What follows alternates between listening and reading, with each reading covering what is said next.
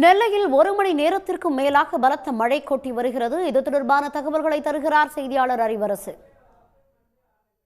நெல்லை மாவட்டத்தில் கடந்த சில நாட்களாக வெயிலின் தாக்கம் அதிகமாகவே இருந்து வருகிறது. கடந்த சில நாட்களாக 99 டிகிரி முதல் 101 டிகிரி வரை வெயிலின் தாக்கம் மாவட்டம் முழுவதுமே இருந்து வந்தது.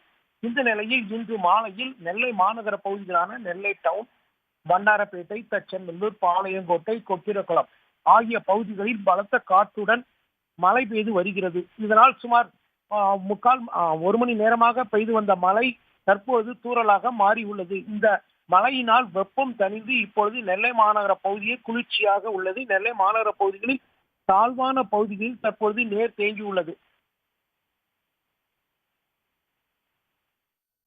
தகவல்களுக்கு நன்றி அறிவரசு. சன் நியூஸ் வாட்ஸ்அப் சேனலை ஃபாலோ செய்யுங்கள். QR கோடை ஸ்கேன் செய்து சன் நியூஸோடு இணைந்திருங்கள்.